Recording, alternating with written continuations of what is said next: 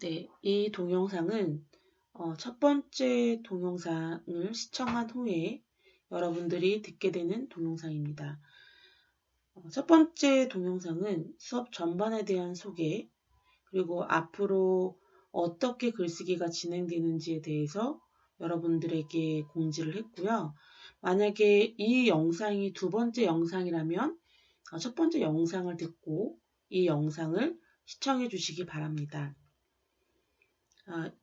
앞서 공지했지만 이번 영상은 여러분들에게 읽기 자료를 제공했습니다. 읽기 자료는 여러분들 공지사항이 들어가면 PDF 파일이 있습니다.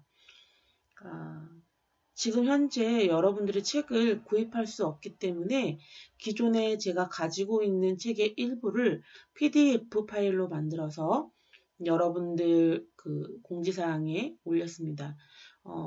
1 강의를 들으시고 지금 이 강의를 시청하고 있다면 공지사항에 있는 파일을 출력해서 수업과 함께 진행하면 될 것 같습니다. 언제까지 온라인 수업을 할지는 잘 모르겠지만 될 수 있으면 이렇게 얼굴을 마주보고 하는 수업과 그리고 PPT와 연관되어서 할 수 있는 수업을 한번 만들어 보려고 합니다. 준비가 되셨다면 책을 읽어가면서 수업을 진행하려고 합니다. 우리가 처음 마주하는 책은 글쓰기의 필요성입니다. 모든 책의 서문이 그렇듯이 글쓰기 이 책들은 왜 글쓰기가 현대사회 그리고 오늘날 우리에게 왜 필요한지에 대해서 언급하고 있습니다. 이 책도 마찬가지로 왜 우리에게 글쓰기가 필요한지에 대해서 이야기하고 있습니다. 여러분들 페이지 13페이지에 보면 글쓰기의 필요성 이렇게 큰 제목이 있고요. 작은 제목으로 자존감, 나를 믿으면서 출발이라고 되어 있습니다. 이 부분은 여러분들과 함께 책을 읽어 나가면서 수업을 진행하려고 합니다. 책을 함께 보겠습니다. 현대사회를 무한 경쟁의 사회라고 말한다. 우리는 태어나면서부터 끊임없이 누군가와 비교를 당한다. 라고 서두에 언급되고 있습니다. 여러분들 아마 엄친아나 엄친딸이라는 단어를 들어봤을 거예요. 누구누구 엄마, 그러니까 엄마의 누구누구, 엄마 친구의 딸, 내가 한 번도 보지 못한 엄마 친구의 아들, 한 번도 보지 못했기 때문에 그 사람의 능력이나 실력을 내가 직접 검증하진 못했지만 누군가의 들리는 소문으로 인해서 나보다 뛰어난 능력을 가지고 있는 그 사람과 내가 비교당하는 것들, 이런 것들이 있을 수 있겠죠. 뿐만 아니라 여러분들이 중학교, 고등학교 시절을 살면서 수없이 많은 비교를 당했고 우리가 그 비교 선상에서 끊임없이 달려왔다라는 것은 부정할 수 없는 사실입니다. 이 책은 서두 부분에 그런 부분들에 대해서 우리가 이렇게 끊임없이 누군가 비교 과정을 통해서 비교 당함으로 인해서 생기는 상처들에 대해서 언급하고 있습니다.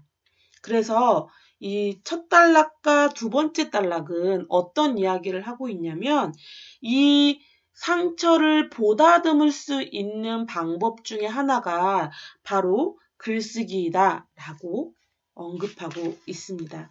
다시 책으로 들어가겠습니다. 밑에서 세 번째 줄부터 함께 읽겠습니다. 스스로 사고하고 판단하여 삶을 진행시켜야 하는 주체적인 삶에서 나의 내면을 들여다보고 나를 만나는 것, 이것이 우리가 제일 먼저 할 일이다. 그러한 자기 존재 세우기는 치유에서 시작된다. 여기까지 오는 동안 혹은 지금 이 순간 이 공간에서도 상처로 인해서 아픈 자신을 위로하고 이해해야 한다. 이렇게 이야기를 하고 있어요. 그러면서 이 부분을 보면 우리가 그럼 이것과 비슷한 글쓰기가 뭐가 있을까라고 떠올려 보면 아마 일기라는 것을 생각할 수 있을 거예요. 여러분들 일기 쓰고 계시나요? 저도 물론 쓰고 있지 않지만 어렸을 때 우리는 숙제로 일기를 많이 써왔잖아요. 자주는 쓰지 않지만 가끔 나에게 일어난 일들, 좀 충격적인 사건들 같은 경우에 다이어리에 이렇게 적어보는 시간을 가진 적이 있어요. 그렇게 하다 보니 그 사건에 대해서 감정으로 치우쳤던 것들이 생각하고 글로 표현하면서 좀 더 객관화되고 이성적으로 바라볼 수 있는 그런 시간들이 있더라고요. 요즘은 잘 모르겠지만 예전에 그 어머니 학교, 아버지 학교라는 것들이 있어요. 가족 치유센터 뭐 이런 것도 있거든요. 가족끼리 뭐 상처받았다거나 아니면은 헤어짐을 앞에 두고 있는, 눈앞에 두고 있는 두 부부들이 이 부부들의 상처를 치유하기 위해서 부부학교 이런 곳에 들어가서 맨 마지막에 하는 것들 중 프로그램 중 하나가 서로 상대방에게 일기를 쓰는, 편지를 쓰는 그런 코너가 있더라고요.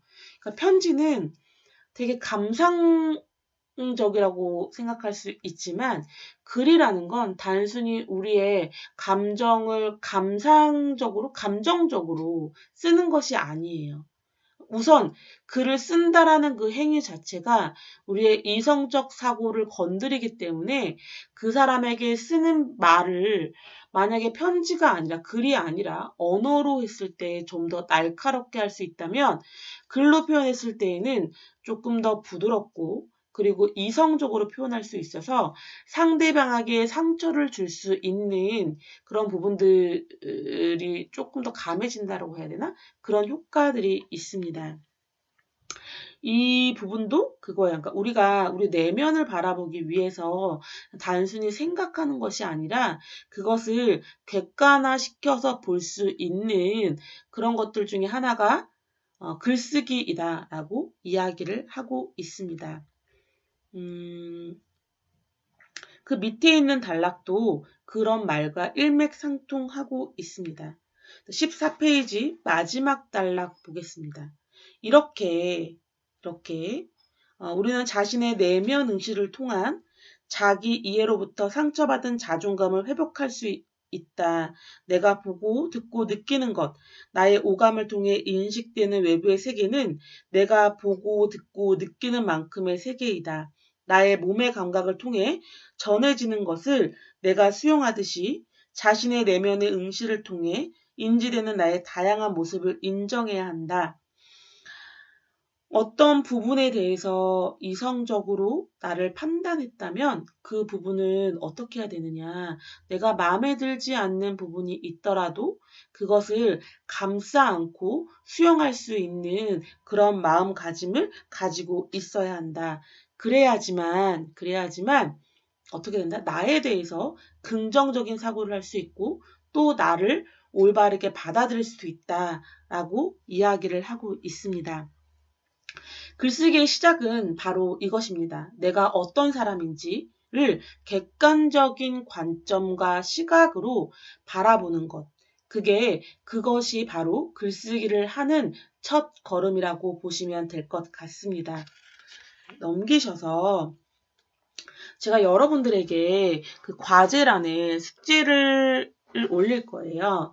뒷부분에 보면 16페이지부터 17페이지까지 연습 문제가 나왔는데요. 만약에 교실 안에서 수업을 했다면 제가 여러분들에게 핸드폰을 꺼내서 가장 자기를 잘 아는 지인에게 나는 어떤 사람인가 한번 쳐봐라. 그리고 나서 한 5분 있다가 10분 있다가 그 온 메시지들을 서로 읽고 나누는 시간을 가졌을 텐데 지금 이 상황이 읽고 나눌 수 있는 상황이 아니기 때문에 5번 문제는 하지 않도록 하겠습니다.